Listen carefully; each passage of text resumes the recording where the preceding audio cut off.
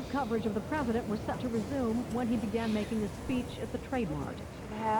And very often you'll find a zipper hidden in the arm. Good afternoon, ladies and gentlemen. You'll excuse the fact that I'm out of breath, but about 10 or 15 minutes ago, a tragic thing, from all indications at this point, has happened in the city of Dallas. Let me quote to you this. And you'll excuse me if I am out of breath. A bulletin. This is from the United Press from Dallas. President Kennedy and Governor John Connally have been cut down by assassins' bullets in downtown Dallas. They were riding in an open automobile when the shots were fired. The president, his limp body carried in the arms of his wife, Jacqueline, has rushed to Parkland Hospital. From Dallas, Texas, the flash, apparently official, President Kennedy died at 1 p.m. Central Standard Time, 2 o'clock Eastern Standard Time, some 38 minutes ago.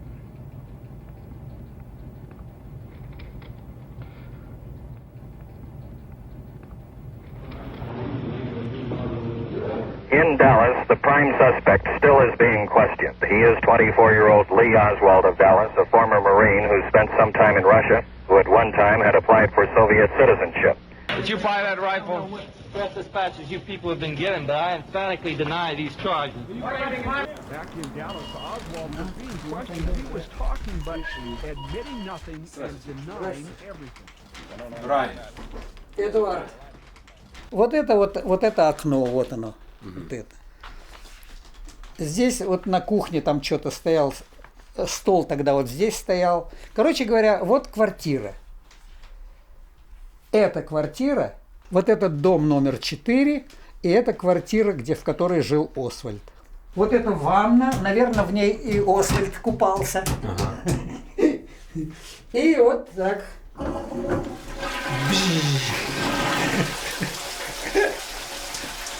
Это все осталось в Освальде. Ну, тряпки, правда, мои. Вот. Это тоже моя полка. Ага. Вы... Я ничего не делал здесь. Да, ничего. Вот повесил вот это. Да. Я ничего не менял. Да. Даже смотри, потолок меня залил. Там сосед наверху, у него там что-то случилось и потекло. Угу. Капало здесь, вон, видишь? Я тоже не делал ремонта никакого. Понятно. Вот это осталось от Освальда. Ага. Вот. Белорусский ученый уверен, что Освальд не убивал Кеннеди.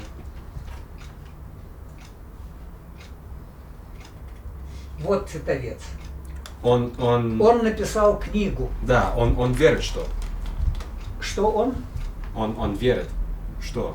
Он не верит, что Освальд убивал Кеннеди. Не верит. Не верит. И я тоже не верю. Освальд не убивал Кеннеди. А почему Руби на следующий день убил Освальда? Да, зачем? Да. Я знаю, это очень странно. Не очень странно, это специально подделано. Это у вас в Америке так делают всегда. Если не нужен человек, его убирают быстренько. У вас так сделают. Да. Да, я знаю. Была странная ситуация, да. Да, нас не надо обманывать. Это вы такие там американцы. Вот. А он дружил с Освальдом. Вот я тебе сейчас покажу. Вот это он книгу, которую написал. Этот вот Титовец. Вот они молодые, вот. Освальд и Титовец. Они друзья были. Титовец учил тогда английский язык. И Освальд ему был очень удобен для этого. Они разговаривали, они дружили. Но он уже пожилой дядька. И вот он какой сейчас. И ну вот наши киношники про него сейчас... Еще он работает. Да, так вот он работает.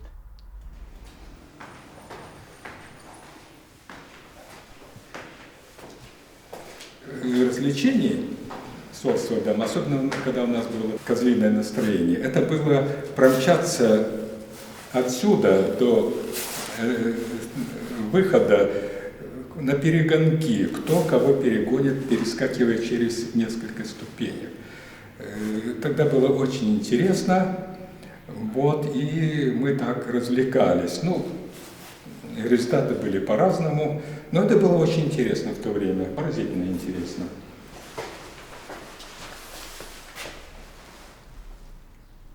Кто там откроет нам? Звонок был не тот по звуку. Догадается кто-нибудь открыть? Здравствуйте, заходите, заходите смелее. Спасибо. Смелее, пожалуйста, заходите. Не надо развиваться? Хорошо. Так, ну что, здесь все как и было. А вот это что-то новенькое.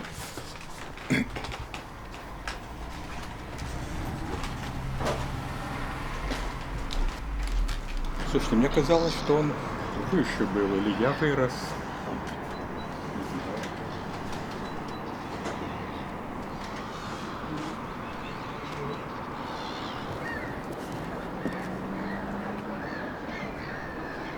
Да, здесь, конечно, деревья вымахали. Домика РСРП не видно.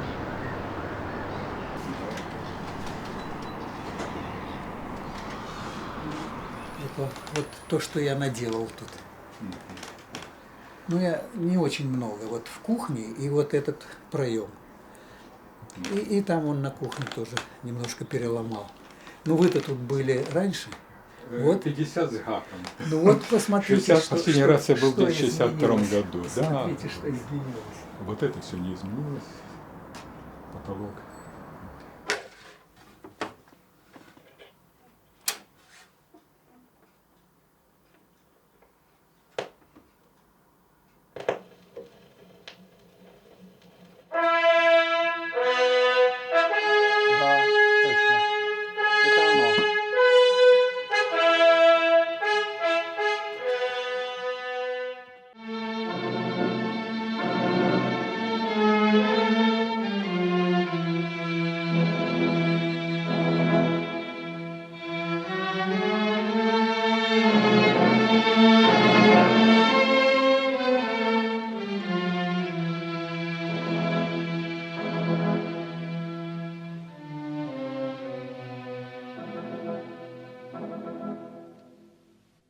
I'm happy. The official says they are sending me to the city of Minsk.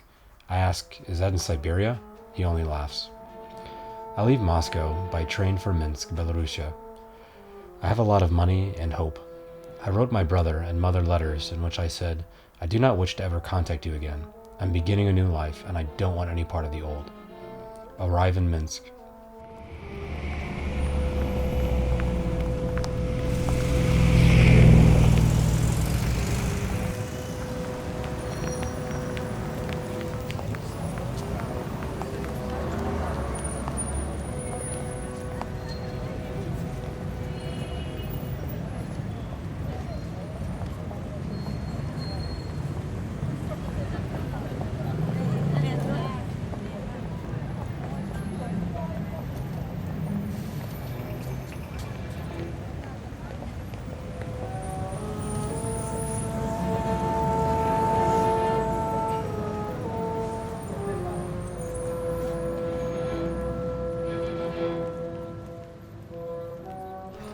I receive a small flat, one-room kitchen bath near the factory, 8-minute walk, with splendid view.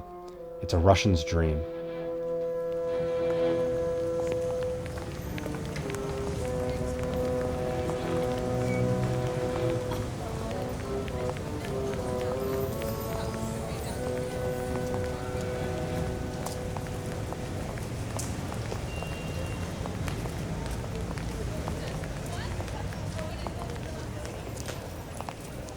И он внезапно появляется здесь, в Белоруссии, в Минске, где одна машинка на один проспект проезжает, или где-то начиная в 11 часов все прекращается, даже раньше. На улице появились гитары, те также под Микитки загребет милиция, как так. Одежда вместо ярких, разнообразных фасонов, здесь однообразна одежда, мода. Прически одинаковые. В магазинах нет открытого доступа. Ты там за прилавком стоит, который делает тебе одолжение.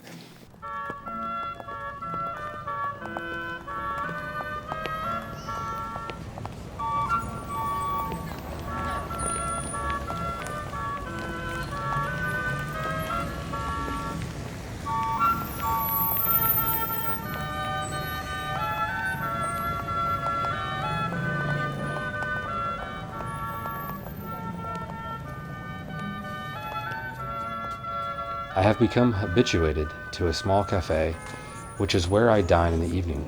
The food is generally poor, and I always exactly the same menu in any cafe, at any point in the city. The food is cheap.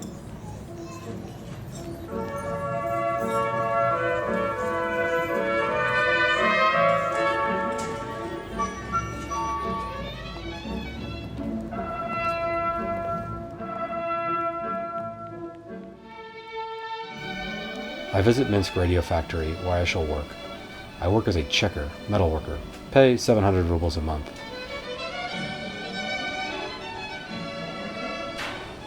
Work very easy. I am learning Russian quickly. Everyone is very friendly and kind.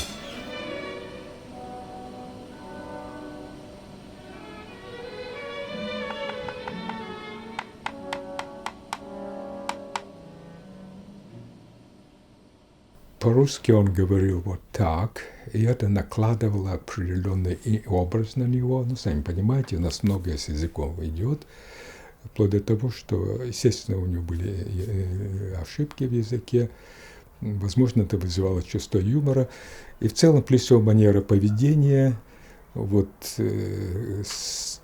стремление самоутвердиться в мелочах, например, идти в буфет без очереди, или там первым проходить дверь, не уступать дорогу. Иногда из этого клоунаду устраивали. Там один раз его один шутник подкараулил, когда он входил, и тоже начал ходить. Ну, там была потасовочка, и кто-то победил.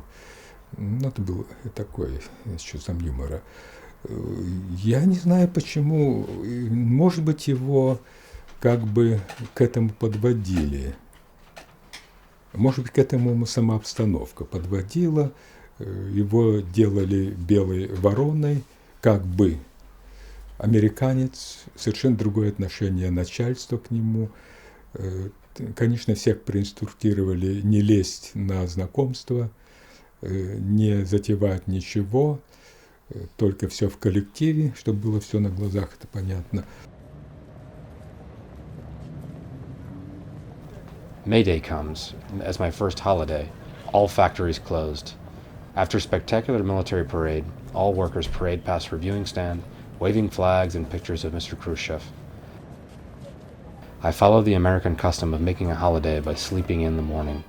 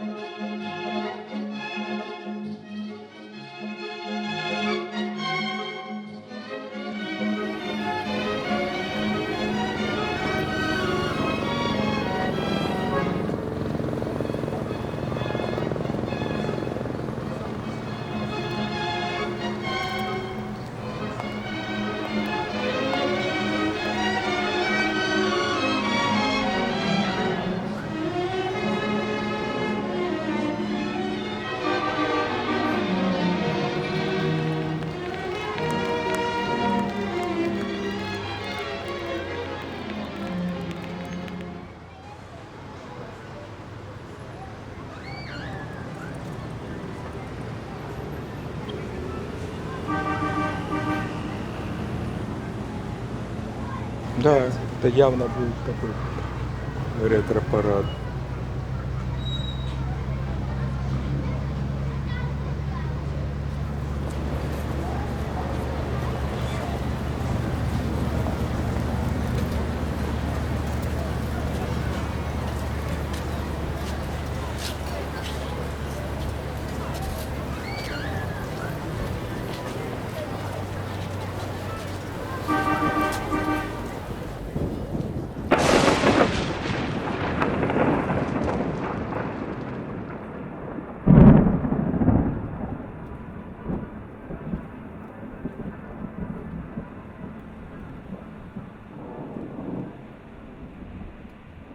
значит, советский кругом, как мы все знаем, такой. Американский оказался такой. Это было совершенно неожиданно. Мне казалось, что во всех армиях, на случае европейских, все должно быть одинаково. И вот здесь опять это был поводом для обсуждения. Мы начали доказывать, что это лучше, не знаю, сколько заняло времени, но каждый хвалил свое. Это проще, это ля-ля-ля. Потом, значит, где же компромисс? Здесь компромисса не было, но Освальд говорит, ты знаешь что, мне очень нравится парадный шаг в советской армии. Компромисс нашелся.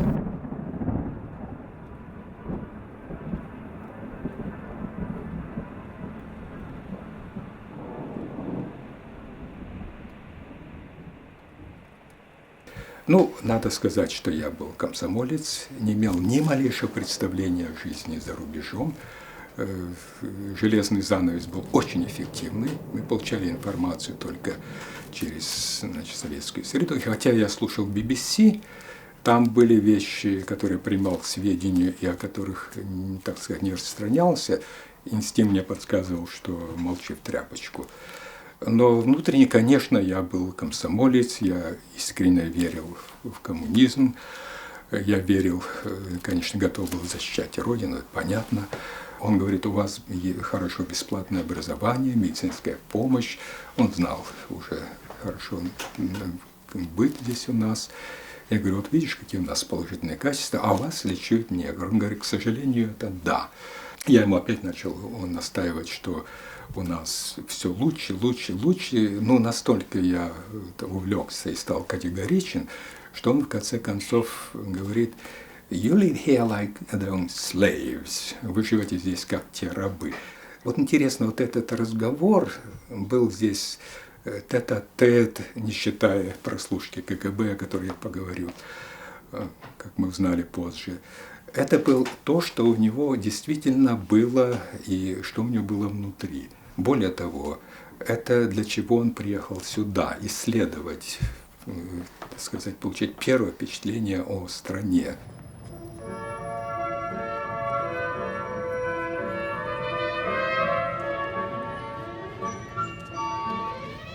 As my Russian improves, I become increasingly conscious of just what sort of society I live in. Mass gymnastics, compulsory after-work meeting, usually political information meeting.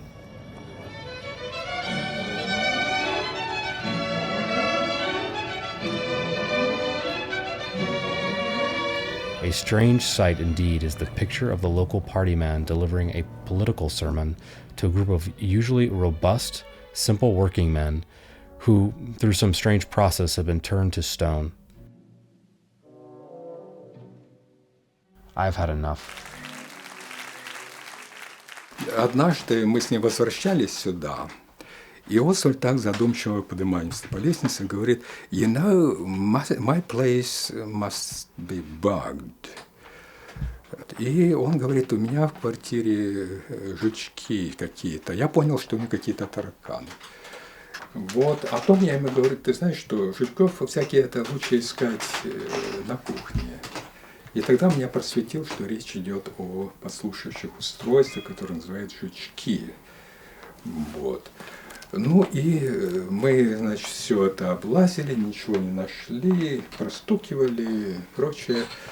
Освальд посмотрел туда, но туда мы не полезли, потому что потолки относительно высокие. Что-то у нас уже энтузиазм кончился, а именно там, оказывается, как потом мы узнали, и были подслушивающие устройства. Да, они были туда вмонтированы, там что-то.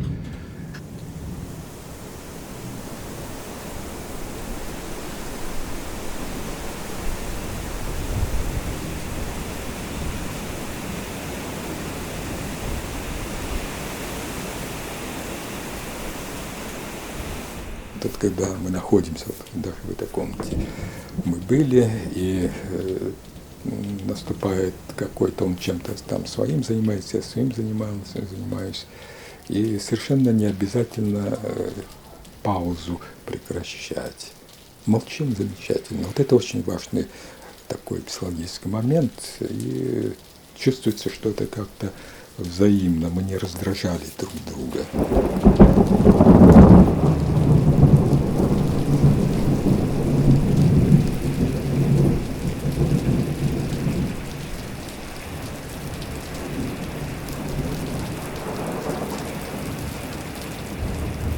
Он говорит, я пойду, а ты здесь побудешь? Вот, я остался в его квартире.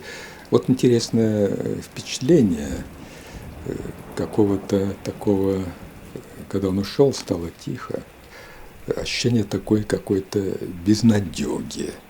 Вот не знаю, откуда взялось вот это ощущение. Ну, во-первых, здесь все было так гигиенично не устроено. Разнообразная такая стульчики, там раскладушка вот здесь стояла, кстати, стол здесь стоял. Вот. И в целом такое ощущение, что какой-то неуютности. И, ну, в общем, ощущение дикого зверя, которое его обложили охотники. Не знаю, откуда интуиция это взялась. Может, потому что там кто-то подслушал или что, хотя я это в то время еще не знал.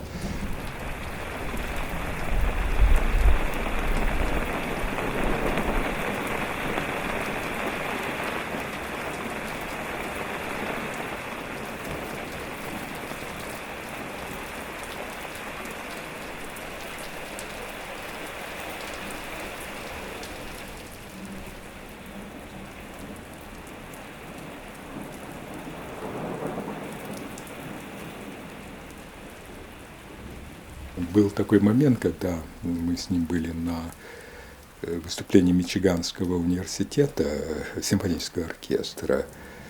В конце там вышли артисты, закончилось выступление, вышли артисты и приглашали как бы подходите, поговорим.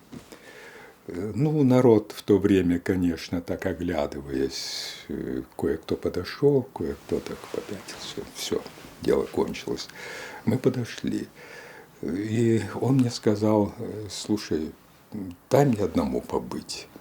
Я отошел, но я слышал, как он разговаривал с своими соотечественниками, он был жалок. И он говорит, я с вами говорю, там над ним так стоят он внизу, он говорит, я говорю, как будто бы с пришельцами из другого мира. Вот это очень хорошо отразило его настроение. То есть он был сугубо одинок в то время. И было действительно его очень и очень жалко. Он здесь страдал от одиночества, от языковой депривации, а это не шутейная вещь, не шуточная вещь. Ну а со мной это у него пропадало.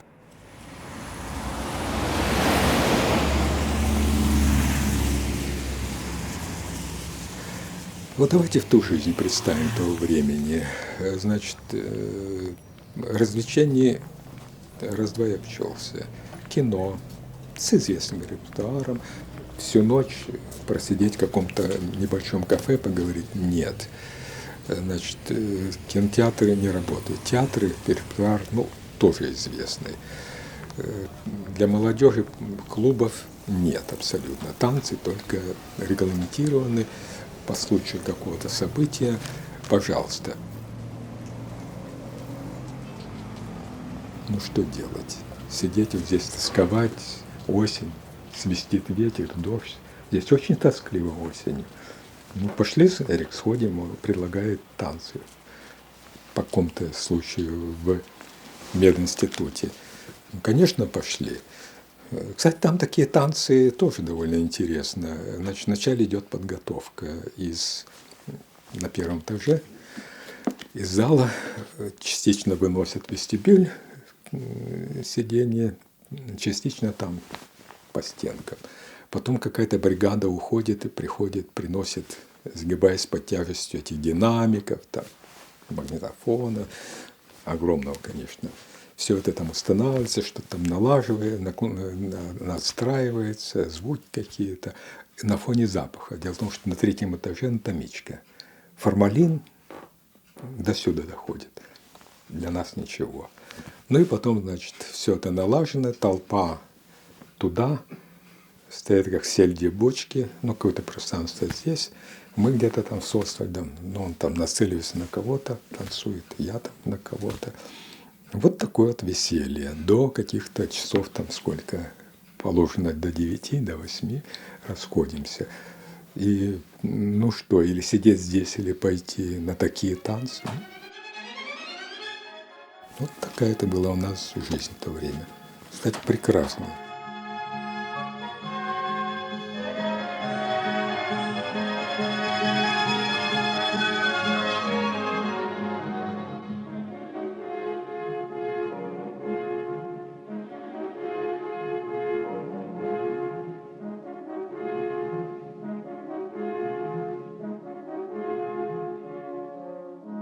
I and Eric go to trade union dance. Boring, but at the last hour I'm introduced to a girl with a French hairdo and red dress with white slipper. Her name is Marina. We like each other right away.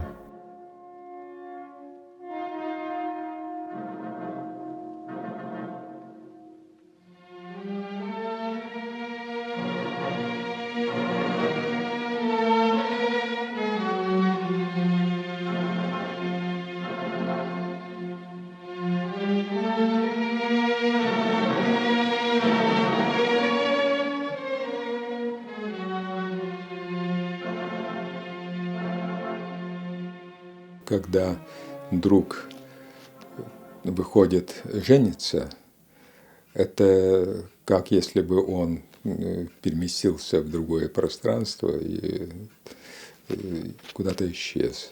Но дело, что молодая семья, уже свободно так не пообщаешься, просто так не зайдешь мимоходом.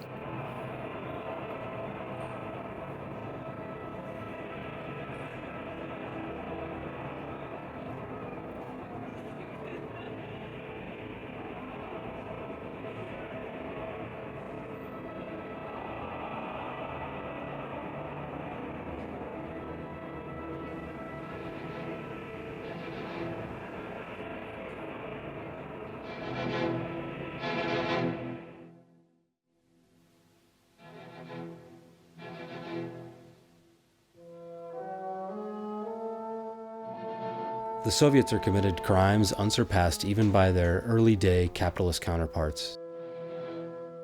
The imprisonment of their own peoples, with the mass extermination so typical of Stalin, and the individual suppression and regimentation under Khrushchev. The murder of history, the prostitution of art and culture.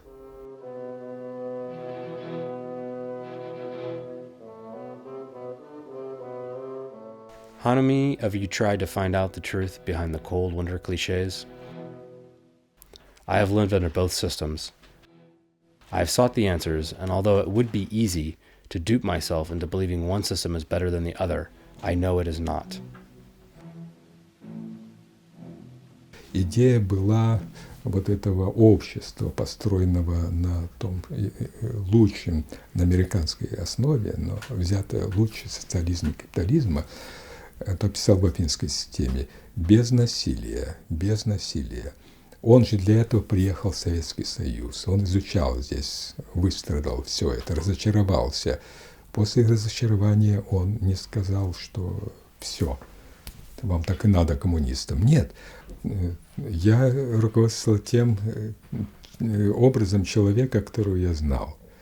Я знал, что этот человек был очень миролюбив, причем не показухой, а на самом деле это было внутри. Вот даже из мелких вот этих стычек узнается портрет. Вот даже когда он показывал мне приемы с ружьем, то бишь с шваброй, как-то чувствовал, что там не было агрессии. Вот когда начинается возня, я, например, могу сорваться, и понеслось. У него нет, всегда присутствуют тормоза. Потом его компромиссность в горячей ситуации, он старается примирить. Потом его менталитет в плане социологии, он же написал целый ряд вот этих эссе, документов рукописных. И совершить насилие, это означает все перечеркнуть.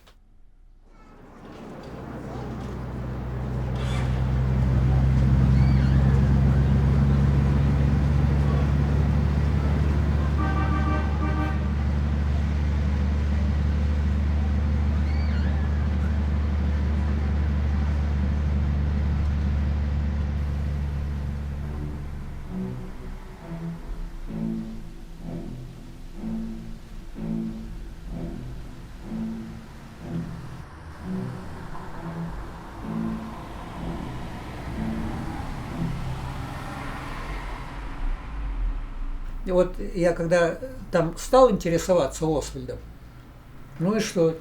Кто он такой? Кто он? Ну знаешь, что такое мотылек? Да. Летает, летает, он в Америке не усидел, ему там не понравилось. Приехал в Советский Союз, ему тоже тут не понравилось. И обратно уехал. Да. Может быть, он понравился Минск, но он не понравился контроль. Да. Как он там попал на тот этаж, откуда стреляли, вроде бы как он туда попал. Как там работал. Он работал там вообще. Ну, если он там работал, то откуда у него ружье? И вообще, почему считают, что это именно он стрелял? Он что, признался? Он говорил, что он стрелял. Он отказывался. Все это кругом непонятно, это подставили, буржуи это точно все подставили. И его уговорили, заставили или купили, я не знаю, что с ним сделали, с Освальдом. Вот. Которого подставили и обвинили убийцей.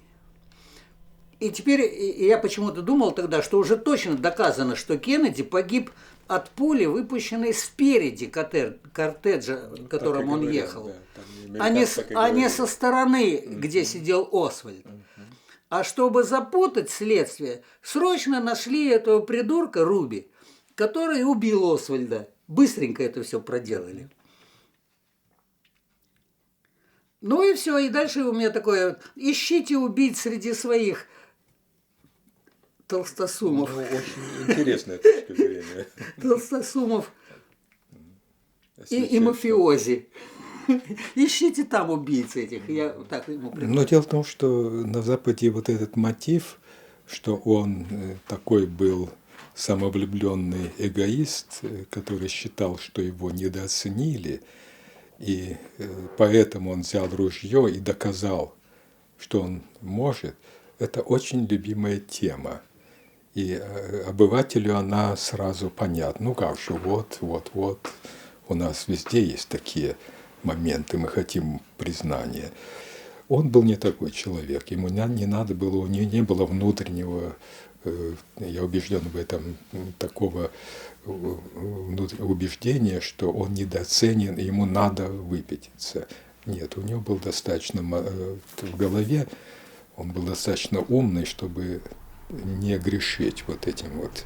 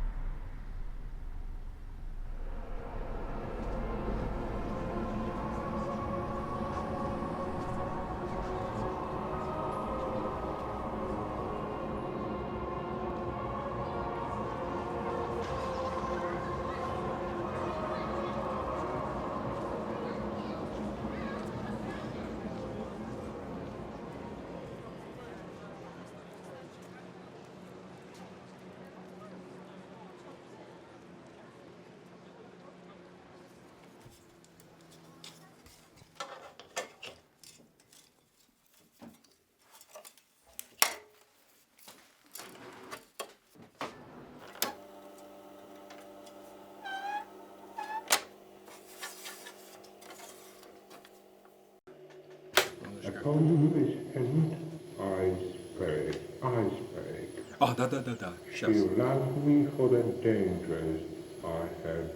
Вот это. Это он вопит. Это я вопил. Вот сейчас, внимание. Вот сейчас острое внимание. My story being done, she gave me for my pains a world of sighs. She swore in faith 'twas strange, 'twas passing strange, 'twas pitiful, 'twas wondrous pitiful.